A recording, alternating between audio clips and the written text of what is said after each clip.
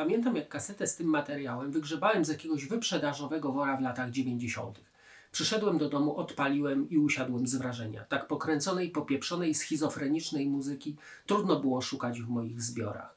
Po latach dowiedziałem się, że zespół ten był jednym z ulubionych zespołów Docka Vadera, także cieszyłem się, że wygrzebałem taką perełkę. A płytą tą jest Strapping Young Lad, Heavy as a Really Heavy Thing.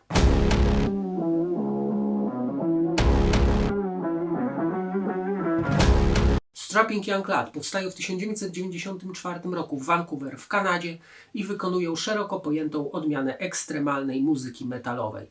Początkowo był to projekt multiinstrumentalisty Davina Townsenda. W 1997 roku przyjmuje formę regularnego zespołu, zaś w 2007 zostaje rozwiązany. W muzyce zespołu zauważalne są wpływy takich gatunków jak grind, death, industrial czy metal progresywny.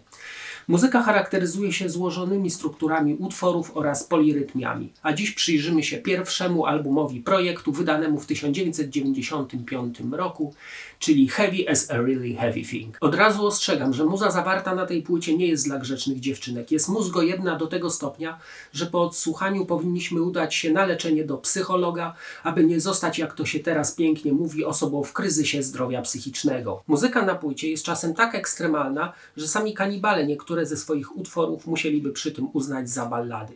Sam Devin stwierdził, że skupił się na dysonansie i byciu przerysowanym jak to tylko możliwe. Trzeba przyznać, że mu się to udało. Sam zaś wykonał na albumie wszystkie partie wokalne, gitarowe z towarzyszeniem automatu perkusyjnego. Czasem pomagali mu lokalni muzycy sesyjni, jak na przykład na gitarze Jet Simon. Sama płyta nie została jednak dostrzeżona przez społeczność metalową. Przez pierwsze 6 miesięcy sprzedaży sprzedała się w zatrważającej liczbie egzemplarzy 143 sztuk, mimo pozytywnych recenzji w prasie. Muzykę określiłbym jako industrial z elementami grindcore'a.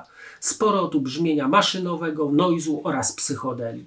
Na pewno nie jest to melodyjne heavy granie, ani proste nu metalowe. W każdym razie słuchaj uważnie, ponieważ tyle się tu dzieje, że wiele elementów możesz po prostu przeoczyć. Devin zaś ma jeden z najlepszych wokali przekazujących emocje. Innymi słowy, jeżeli jest wściekły, czujesz jego złość. Jeżeli krzyczy, lepiej się do niego nie zbliżaj. W tekstach dużo jest przeklinania, jednak zawsze jest tam drugie dno. Nie jest to samo przeklinanie dla przeklinania. W lirykach też jest sporo humoru. Perkusja zaś jest z automatu, co może niektórych razić. Jednak zwracając uwagę na prezentowaną stylistykę na albumie, jest ona akceptowalna. Utwory często poprzecinane są monologami wyciągniętymi z filmów klasy B. Bardzo fajnie wpasowuje się to w klimat albumu, jakby wyciągniętego prosto z zakładu z muzyką dla obłąkanych. Ta muzyka na pewno nie jest dla każdego, bo jest ostro zgięta, ale na pewno oryginalności jej odmówić nie można. Te 38 minut jest na pewno wystarczające, by mózg mieć rozwalony na części pierwsze, tym totalnym muzycznym chaosem. Słychać, że autor szukał, ale czy znalazł? Na to musi odpowiedzieć sobie każdy we własnym zakresie. Ja co jakiś czas z chęcią odpalam sobie to porąbane coś i za każdym razem odkrywam coś nowego. A to jest w tej muzyce właśnie najfajniejsze. To posłuchajmy fragmentów tego psychoalbumu. SYL rozpoczyna się miłym dla ucha głosem dziewczynki, który po chwili zostaje zmieciony rwanymi riffami i następuje rzeź w czystej postaci. Potem czysty śpiew, który pozwala nam chwilę odetchnąć od tej psychozy. Jest tutaj sporo elektroniki, porównywalnej nawet z muzyką Roba Zombie. Autor śpiewa, że jest nadejściem nowej ery w twoim chorym korporacyjnym życiu i ma odwagę to udowodnić.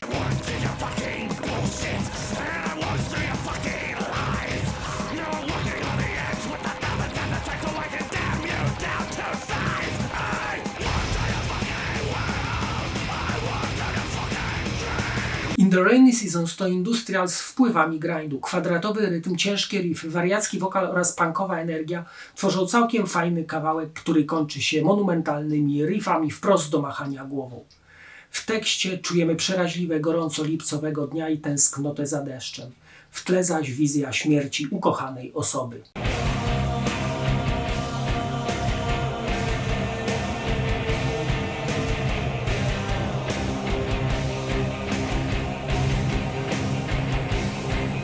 Gold Metal King zaczyna się bezdusznym technologicznym bitem z dobrze zarysowanym basem i techno dźwiękami. Następnie wchodzi chory wokal Devina i gitary. Od teraz twoje marzenia już nic nie znaczą.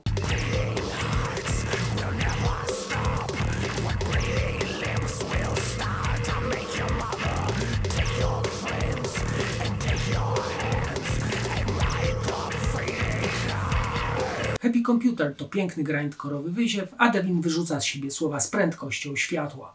W środku fajne zwolnienie z czystym wokalem oraz dziwnymi dźwiękami w tle. Tekst jest negacją wszystkiego, co wokoło i niezgodą na zaistniały stan rzeczy. Autor również nie godzi się na krytykę tego, co robi w życiu.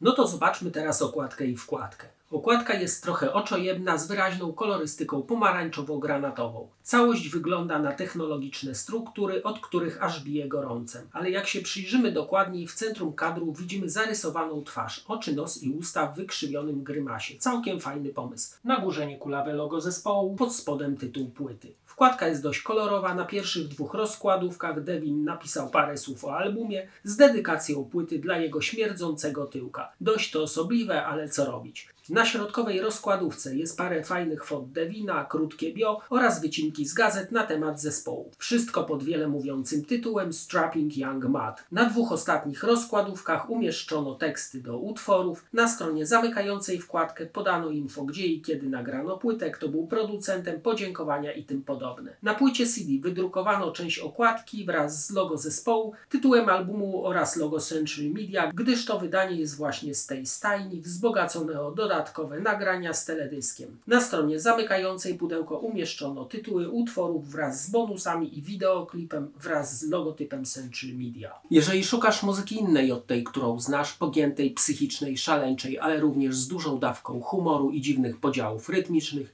z czystym sercem polecam Heavy as a Really Heavy Thing. Na pewno nie zawiedziesz się na jej nienormalnej sile. A teraz zapraszam do oglądania kolejnego odcinka. Cześć!